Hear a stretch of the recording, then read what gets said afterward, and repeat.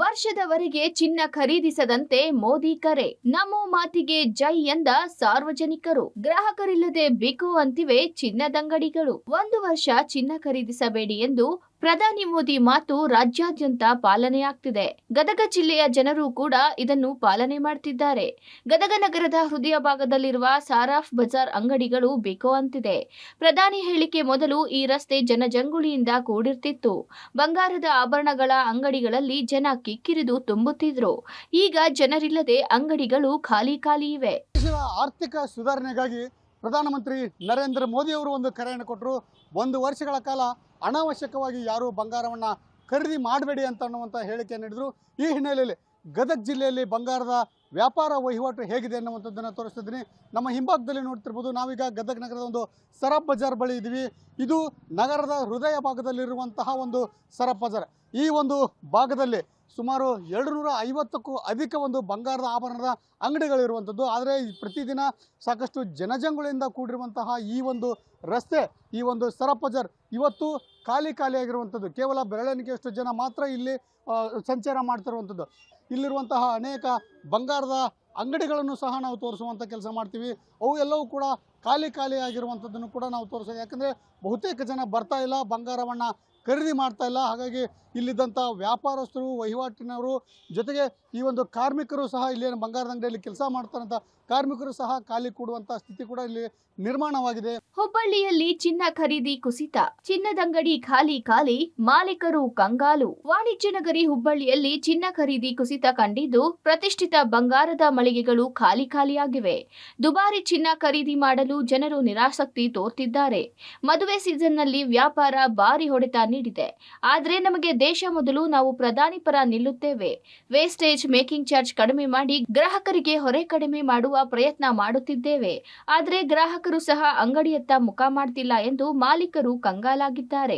ನರೇಂದ್ರ ಮೋದಿ ಅವರು ದೇಶದ ಜನತೆಗೆ ಸಾಕಷ್ಟು ರೀತಿಯ ಕರೆಗಳನ್ನು ಕೊಟ್ಟಿರುವಂಥದ್ದು. ಬಂಗಾರ ಖರೀದಿ ಮಾಡಬೇಡಿ, ಏನಾದರೂ ಪ್ಲಾನ್ಸ್ ಇದ್ರೆ ಅದನ್ನ ಒಂದಿಷ್ಟು ದಿನ ಮುಂದೂಡಿ ಅಂತ. ಸೊ ಅದಕ್ಕೆ ಒಂದು ರೀತಿಯಲ್ಲಿ ಒಂದು ರೀತಿಯಲ್ಲಿ ಭಿನ್ನಾಭಿಪ್ರಾಯ ವ್ಯಕ್ತವಾಗ್ತಿರುವಂಥದ್ದು ಹುಬ್ಬಳ್ಳಿಯಲ್ಲಿ. ಸೊ ನಾನೀಗ ಪ್ರತಿಷ್ಠಿತ ಒಂದು ಕೊಪಿಕರ್ ರಸ್ತೆಯಲ್ಲಿ ಬಹುತೇಕ ಬ್ರ್ಯಾಂಡೆಡ್ ಮಳಿಗೆಗಳು, ಆ ಚಿನ್ನಾಭರಣ ಮಳಿಗೆಗಳು ಇದೇ ರಸ್ತೆಯಲ್ಲಿ ಇರುವಂಥದ್ದು. ದೃಶ್ಯಾವಳಿಯಲ್ಲಿ ನೋಡ್ಬೋದು, ಇದು ಕೊಪಿಕರ್ ಹುಬ್ಬಳ್ಳಿಯ ಒಂದು ಪ್ರತಿಷ್ಠಿತ ರಸ್ತೆ ಆಗಿರೋದ್ರಿಂದ ಪ್ರತಿಷ್ಠಿತ ಬ್ರಾಂಡ್ ಮಳಿಗೆಗಳು ಎಲ್ಲರೂ ಕೂಡ ಇಲ್ಲಿದ್ದಾರೆ. ಅದು ಉತ್ತರ ಕರ್ನಾಟಕದಲ್ಲಿ ಪ್ರಮುಖವಾಗಿ ಬಂಗಾರ ಅಥವಾ ಶಾಪಿಂಗ್ ಅಂತ ಬಂದಾಗ ಜನತೆ ಹುಬ್ಬಳ್ಳಿಗೆ ಬರುವಂಥದ್ದು.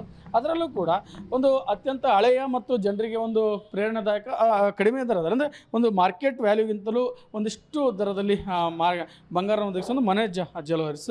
ಸೊ ನಾನೀಗ ಮನೋಜ್ ಆಭರಣ ಅಂಗಡಿಯಲ್ಲಿ ಇರುವಂಥ ಇಲ್ಲಿ ನೋಡ್ಬೋದು ದೃಶ್ಯಗಳಲ್ಲಿ. ಇದೊಂದು ಮದುವೆ ಸೀಸನ್ ಇದೆ, ಉತ್ತರ ಕರ್ನಾಟಕದ ಪ್ರಮುಖ ಅಂಗಡಿ ಇದು.